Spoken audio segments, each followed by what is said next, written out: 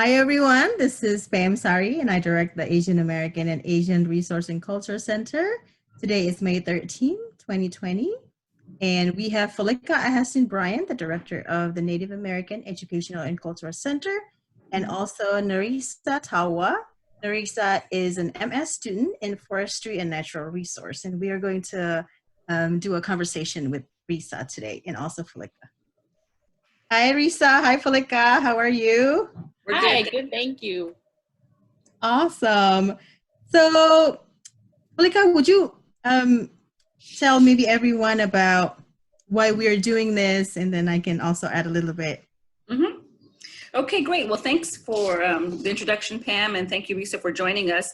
We are coming together to work on a research project that will hopefully evolve into an article. We're examining the intersectionalities of identities and lived experiences of Pacific Islander communities at Purdue University, and we're very fortunate to have a wonderful group of students that are here that represent their respective cultures, Pacific Islanders, Native Hawaiians, and so we have several learning goals that we're going to look to accomplish. One is to understand the intersectionality of lived experiences.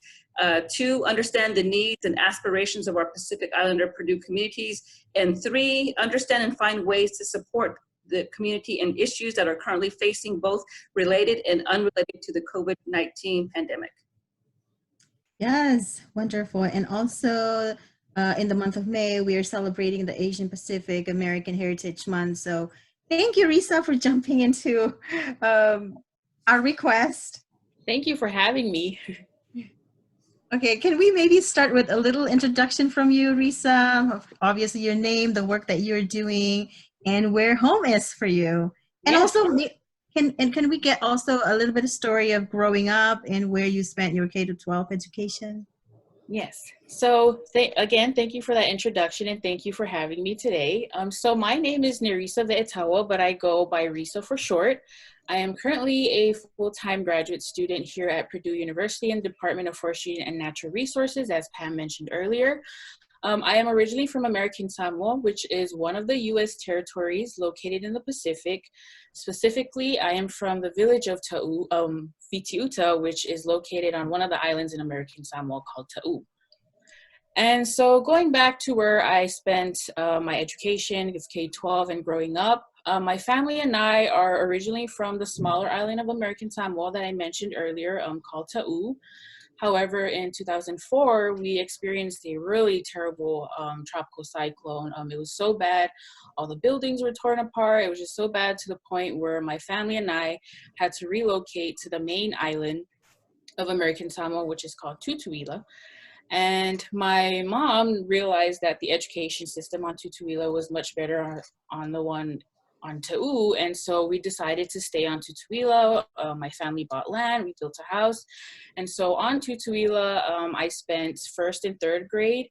On Ta'u Manua, I spent first and third grade at Matasao Elementary. And then when we moved to Tutuila, American Samoa, that is where I spent 4th and 7th to 8th grade at Lupelele Elementary, and then 5th to 6th grade at Pangopango Elementary, and then I did all 4 years at Tafuna High School, which I graduated as a Coal valedictorian. And so basically, I spent my whole life in public school. That is awesome. And after that, where did you go for to do your undergraduate? Congratulations on being, the co-valedictorian. That's thank you.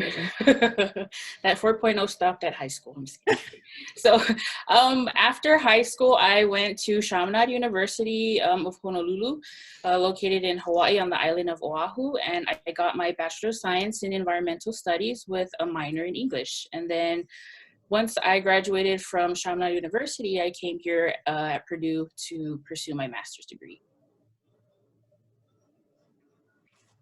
Okay, great. So you've talked a little bit about your background and your educational pathway. Can you tell us a little bit more about what type of extracurricular activities and academic endeavors that you have while at Purdue? So I'm currently a second-year master's student at the Department of Forestry and Natural Resources. My research thesis focuses on Tongan flying foxes and their habitat preferences. So these Tongan flying foxes are the ones that are found back home. So my research site is back home in American Samoa. I am also a Sloan Indigenous Graduate Partnership or SIGP scholar and an American Samoa government scholar. I am also an active member of the Native American Educational Cultural Center community. I was the treasurer for the Purdue ACEs last academic year, and I'm currently the secretary of the Forestry and Natural Resources Graduate Student Council. And I've also conducted a lot of outreach programs, especially with kids in camps or in classes and stuff like that. Basically what I do is I teach them about bats, and I've had a couple of these outreach programs throughout the academic year. And again, it's mainly working with children and parents. Mm-hmm. One more quick question for you, Nerisa. As you were transitioning from Chamadan to Purdue, can you talk about that and primarily about the the SROP program that you participated in? Yes. So the SROP program was actually how I found out about Purdue. This was during my junior year at Purdue University. Excuse me. I was really interested in trying to look for a summer research program so I can, make use of my summer before I finished undergrad. And that's when I found out about Purdue. And mainly it was because of the partnership that Chamadan has with the Native American Educational Cultural Center. And through that partnership, they introduced to me the Purdue University Summer Research Opportunity Program, which was then I participated in the summer of 2017. And that's when I first started on my first bat project and absolutely fell in love. And I learned that we have nothing but bats back home too, and that they're all endangered. So I figured, why not continue doing the research that I did during the summer? And so with that being said, during my time here at SROP, I met a lot of supportive people like staff and faculty and even students who were invested in my future and were willing to help me further my education. And so they saw the potential in me and they helped me get me where I am now. And also one of the reasons that I chose Purdue was because that they allowed me to pick my own research topic. And through that, I'm able to conduct that research in the community I'm from. Okay, thank you. That's wonderful. And you're very active, right? Obviously, academically, and also with the student organizations. What are some of your favorite memories about, both experiences at Purdue? Oh, so many memories. One of them, a lot of my favorite memories are with some of the SIGP scholars. We do a lot of hangouts. We have Sloan meetings every week, and then also we have like our own side hangouts on other days. And we just have a lot of great memories just hanging out and having casual conversations, not worrying about work, not even mentioning work. And then also a lot of my favorite memories are when I get to work with the kids. They're just very interesting and innocent and just very funny and eager to learn. And I absolutely love kids. And so a lot of my memories are with the SIGP students and the kids I work with through outreach programs. Wonderful. Okay, go ahead, Pam. Okay. So, and obviously as graduate students, I know from experience that it could be, we could have some of the tougher, right, challenges. What were some of those for you, and how did you find, you talking about SIGP, and what are some of those other supports that you also got to overcome the challenges? So one of the main challenges that I faced with Purdue when I came to Purdue and took me a while to cope with was culture shock. I definitely faced serious serious case of culture shock. I was moving into a state where I had no kind of family in. I didn't really know anyone who lived here. And it was also my first time being landlocked and also being in a place where there's no mountains. Another thing that made the culture shock worse was that I was not speaking my mother language as much as I used to, and that kind of really wasn't a good feeling to me. And I was also so used to being around Pacific Islanders that when I came out here, it was a whole different world. I felt lonely because even in Hawaii, minorities are considered the majorities. And so a lot of the people that are at Chamadan, a lot of people that I hung out with were also Pacific Islanders. And so me coming here at Purdue at a predominantly white institution was a real culture shock for me. And so looking for the support that I needed, as I mentioned before, a lot of the support was through the NAECC and the SIGP community, through the weekly meetings that we have and even the side hangouts that I had with the other scholars.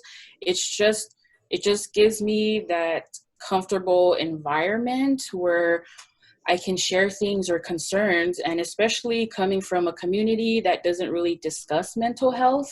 Being with a lot of the students who were, and faculty and staff who were open-minded, made me comfortable to reach out for help. Okay, great. So my next question for you is talking about your future aspirational goals and where do you see yourself once you complete your degree here at Purdue? Yes. So my passion lies heavily within my community and the conservation and the wildlife back home. And so my current goals, of course, is to complete and defend my thesis successfully, hopefully in July. And then I get to move back home to start a job. I got a job offer from the American Samoa Department of Marine and Wildlife, and these guys are also the ones that fund my research. And so right after grad school, I go back home, take a break from school, and start working. And then from there, my future goals involve doing more research and especially research within the wildlife in American Samoa, and make more publications available, because when you look up flying foxes in American Samoa on the Web of Science, you probably only find 7 papers. Good. So that means we're going to be seeing a lot more authored papers from you coming once you return back home. Hopefully. And just another question along that same lines. Given that the research you're working on is going to be directly impact your tribal community, what has been the reception from your people from your homeland? Oh, they have been very cooperative. A lot of the times, that's included in my field work, we would have to go out and misnet on other families' lands. And basically, all you have to do is just be very respectful and asking them if you can conduct research on their land. And they've been very cooperative. They've been very helpful. We've also had families who would email us or message us asking us if we could come and do bat research on their land. Another thing too that my community has been very supportive, or evidence that my community has been supportive, is through the American Samoa Department and Marine and Wildlife. As soon as I came up to them and requested a partnership and asked them if I could do a research under a research program they had, they said yes with no hesitation. And it's which is really good, because it's really helping with the future generation of in American Samoa. Okay, thank you. Now, Risa, how do you view the intersectionality of all these identities, right? As American Samoans, as researchers, as advocates of your communities, how do you view yourself, in all these lights? In all honesty, it's a lot of pressure. But it is also something that I do not mind having at all, because representing American Samoa, representing females in wildlife science or females in STEM, representing Samoans in higher education, or even just Samoans out here in a predominantly white state. And so a lot of it is a lot of pressure, but then at the same time, it's good for my community, because I'm out here it's important for representation. So I enjoy it because a lot of people would come up to me and tell me that, oh, you're an inspiration, and you make me want to do this and you make me want to do that. And that's all that matters to me. The pressure, all that just helps me get to work, get things done. But all that matters to me is that I'm actually doing something for my community and actually doing the change that I want to see in my community. So with all those identities and all the pressure from them, I don't mind having those identities. If anything, I like having them because it just shows that I'm out here representing a lot of different communities and not just myself. Okay, excellent.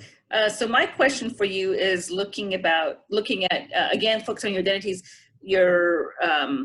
You've talked about being a Pacific Islander and coming to a predominantly white institution at Purdue University. What would you like the Purdue community to know about American Samoans? So there are a lot of things that I would love for the Purdue communities to know about American Samoans, but there's a whole lot of things they could do research on their own. But the one important thing that feel like they need to know, and this is not just the Purdue communities, but this is like Tippecanoe County in general, is that American Samoa is a U.S. territory. There has been so many times where I have gone to stores and places where my ID was questioned or not accepted, and I literally have to stand in front of the person and Google American Samoa U.S. territory. So I feel like that is very important and for the Purdue communities to know. Wow. Okay, great. Thank you. Yes. Can you speak a little bit, Risa, and this can be from where your research is originating, right? You mentioned the endangered species in your community, but what are some of the current issues that your community are facing right now, and how you, right, your professional and personal aspirations, how do you want to care for those needs? Right. So there are several current issues occurring in my community, but a couple that I can think of definitely is climate change. Despite being the less than 1% that contributes to greenhouse gases in the atmosphere, we still face the consequences of climate change, like sea level rise, coral bleaching, and stuff like that. And lately, we've been having so much natural disasters or tropical cyclones. Other than climate change, other current issues that we've been facing, just recently, we had a serious case of domestic violence to the point where a life was lost. But domestic violence has been going for quite a while. And other current issues that also been going for quite a while is obesity and diabetes, if we're talking health-wise. And just recently, we were faced with the measles endemic, which thank goodness has ended. Mm-hmm. And so looking at my research or my aspirations and how they can sort of relate or sort of help in finding solutions for these issues is that, so my research definitely contributes to finding solutions for climate change. So as I'm identifying places where these bats live in or do activities in, my goal is also to protect these places so bats can continue being stewards to nature, like help trees grow, help pollinate flowers and stuff like that. And so while I'm doing research, I also want to conduct outreach programs that not only educates people about the wildlife in American Samoa, but also promotes higher education. So in that way, hopefully as numbers of Samoans in higher education increases, the number of social and criminal issues will decrease. And then also continuing on, as I'm educating my community about wildlife, I also want to encourage them to get more involved with nature, which then leads to the decrease in diabetes and obesity. Mm-hmm. Mm-hmm. And just to add another question to you about that, how is the current the coronavirus pandemic impacting your community? Thankfully, there has been no coronavirus case in American Samoa. There's been times where they will send out tests to get tested to see if it is, and they all came out negative.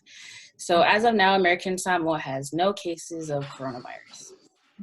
That's good. Is it because did they completely shut down travel and?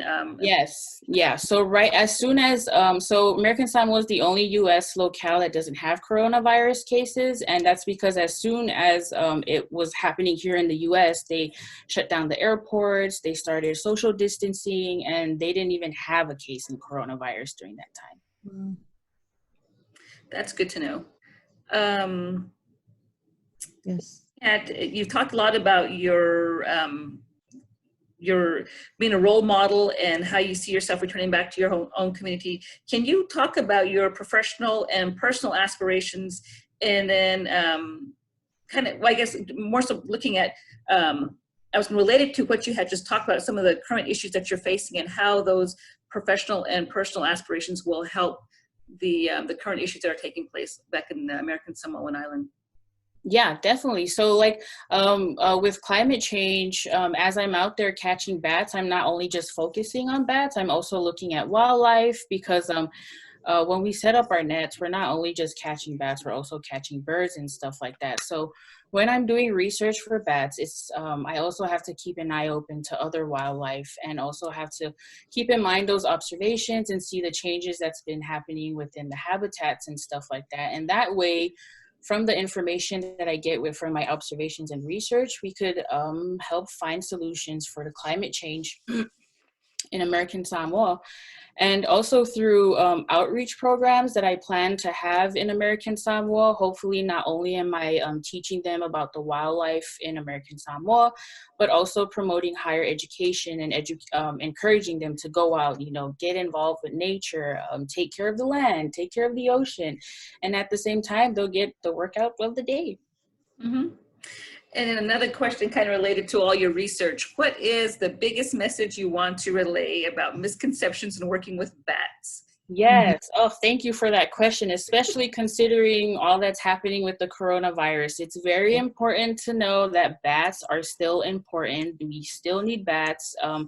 Nature and everything in nature, including us humans, need bats. As a matter of fact, bats do what birds and bees do. They pollinate plants. They help regenerate forests. And a lot of farmers save a lot of money from bats because bats are out there eating all the pests that kills the crops. So again, it's very important to know that even though the coronavirus is happening and it's spreading around, bats are still important as any other living organism in this ecosystem. It's wonderful. Well, Risa, thank you so much for your time and for sharing us the things that are important for you and for your communities. I hope that whoever is listening and watching this can also be inspired by your presence and by your work. Well, thank you. Thank you also, Felica, for doing this interview with me. Thank you, Pam. Thank you, Felica. Thank you, everyone. Okay, thanks again.